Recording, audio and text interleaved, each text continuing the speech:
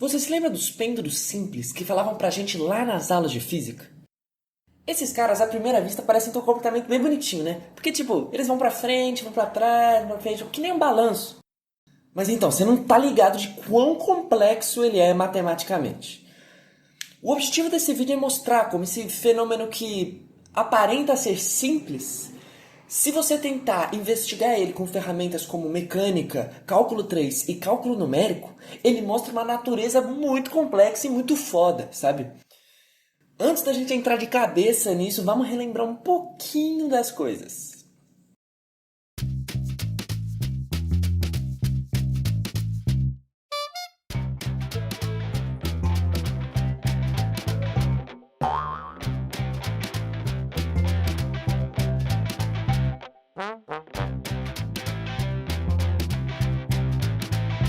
Um pêndulo, ele é basicamente uma massa que é anexada a uma barra.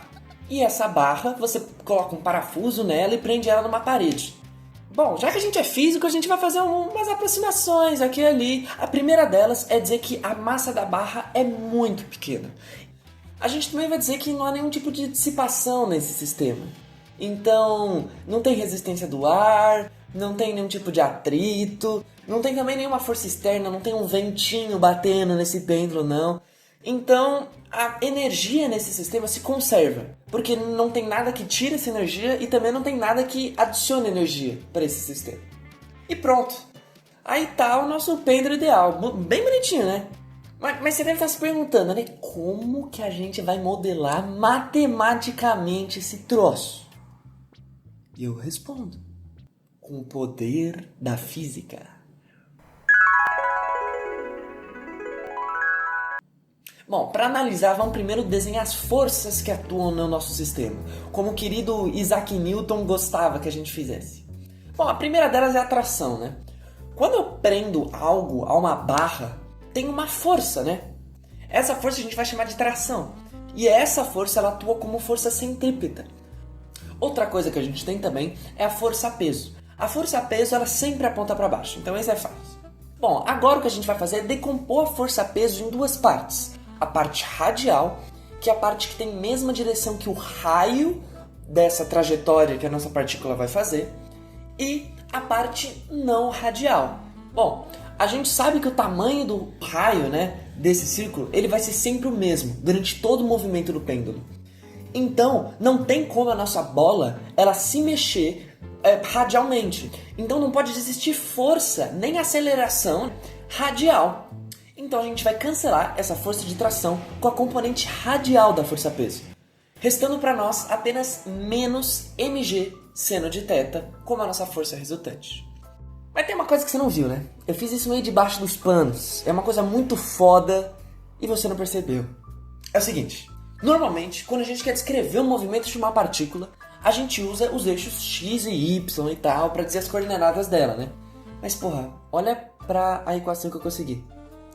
Não tem nada sobre x nem y, só sobre θ. Por quê?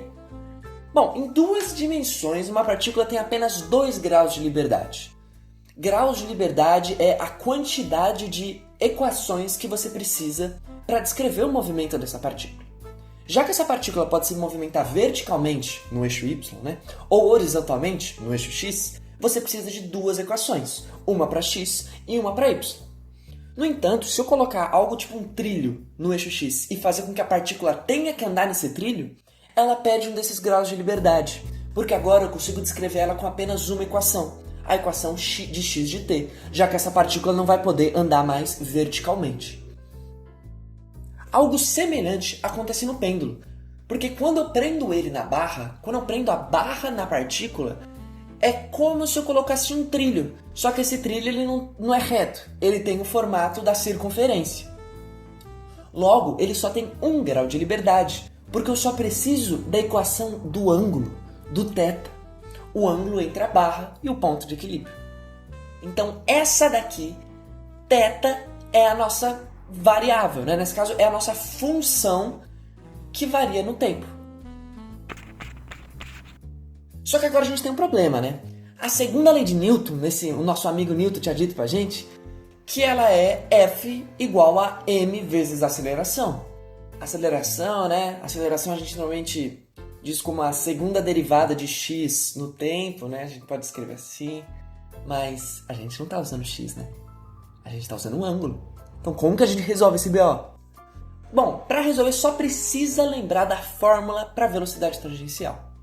Bom, a fórmula é que v é igual a ômega vezes r. Se a gente deriva toda essa equação no tempo, a gente encontra a aceleração, né? Porque a aceleração é a derivada da velocidade no tempo, a derivada da velocidade angular cross r, mais a velocidade angular vezes a derivada do raio. Bom, mas o raio é constante no tempo, né? Porque a nossa partícula, ela tá andando nesse trilho, e esse trilho não varia radialmente. Então a gente pode dizer que essa derivada é zero. Então, essa parte aqui é zero. Então a gente finalmente encontra a nossa equação para a nossa aceleração. E com isso, finalmente encontramos a equação do movimento da nossa massa, que é essa daqui. Mas perceba, essa equação não é igual a uma equação tradicional, sabe? Não é uma equação igual, sei lá, x² menos x igual a zero. Porque no x² menos x igual a zero, a gente está querendo descobrir um valor de x. Nesse caso, a gente quer descobrir a função θ. Porque essa função θ varia com o tempo. Bom, isso daqui é bem famoso, tá? Na verdade é um resultado que, na maioria das aulas de física de graduação, você vai chegar nele. Mas a maneira que você resolve essa equação muda. A maneira que todo mundo faz é de aproximar seno de θ para θ, que é uma aproximação bem válida para ângulos pequenos, por conta dessa identidade daqui. No entanto, como a minha mãe sempre me disse, eu não sou todo mundo, né? Então vamos resolver essa porra daqui na mão!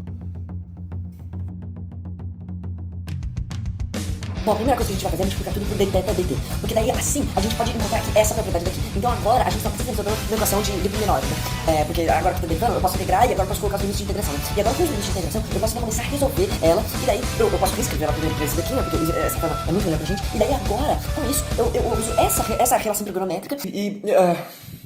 Tá bom. Eu vou ser honesto. Euzinho, não sei resolver esse DO, tá? Eu não sei.